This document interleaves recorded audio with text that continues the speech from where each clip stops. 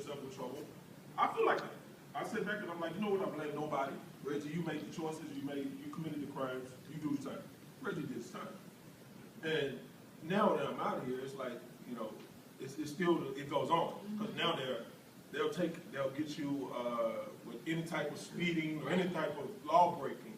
They want to throw us back in. They're not looking at the years that we spent out here and we're, you know, successful in the community. Or even, so in there, what about that person that really wants an opportunity to change his life, to get out and be productive? What about, why are there not things or programs or opportunities there to actually help him? You know, why is it, with Steve, why does Steve have to take the initiative in drugs, you know, understanding, you know, the chemical dependency and all of that stuff behind drugs? Why do they not just get Steve and put Steve under their wing and say, Steve, look, we're going to help you and aid you in the reintegration into society. And we're going to start today. And I know that you might not see the streets until 10 years later, but we're going to start today, and we're going to work on you making that transition. And then, you know what we're going to do? We're going to help you go out, and we're going to get you to talk, give you a job talking to, you know, ex-addicts. Well, addicts is already, you know, on their way to offending. You see what I'm saying? But none of that's there. None of that's there. It's all a money market, and all they care about is a dollar. And so they don't care about a person's personal interests or a person's family or any of that connectivity. And you would agree, too, that in terms of that what you're saying only makes sense if you weren't dealing with his business. Right. Because if it wasn't business, what you're saying would make sense, because I think it, even here in Tennessee, I think it probably costs upwards of $60,000 or $70,000 to house a juvenile for a year. So if you get $60,000 or $70,000 to house a juvenile for 1 year, and some of this is often time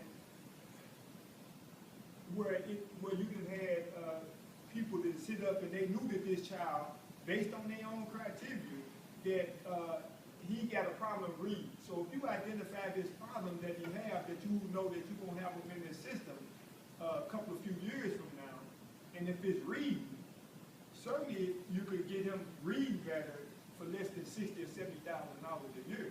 I don't know if you got. Just to follow up on that, because $60,000 to $70,000 to have a house of juvenile in the state of Tennessee, but the Board of Education is only allocated $930,000 per child per school year. Right. So you do the math. I mean, like, and I don't know. I'm overwhelmed. So I'm gonna step back, but I mean, it is big business and it's profiting off, and it's profiting off of lack of opportunity. And not to mention that, I mean, when we talk about people making bad decisions and bad choices and going and doing time and people are in jail are bad people, we could do that, but then they get out, you know, I'm a returning citizen, I'm a returning felon, I want to go to school, all right, even if I get into an institution as prestigious as Vanderbilt, I am ineligible for federal aid. My housing opportunities, I'm completely shut. I come out with no money. Housing opportunities, I'm completely shut out of government housing. How am I supposed to live? Where am I supposed to go? I have this felony on my job record. On my record. Every time I apply for a job, I have to click that yes box, and it is up to them to say they will not hire me. Well, you have been rehabilitated. You've been rehabilitated to go back. And you've been rehabilitated to be a future prophet. You have to understand it's a system within a system. I mean, it all works.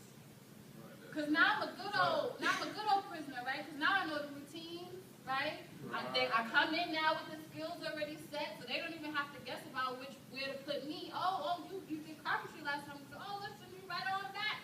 Right, that's right. It's a slavery by another name. Yes. You don't have to work in the field now, you can work in the house. You know what I'm saying? Yeah, you did your duties. Come on in the house now when the AC is. You know what I mean? But yes. And they keep getting our kids younger and younger. And Zume wanted me to talk about zero tolerance policies and how they're feeding into the prison industrial system.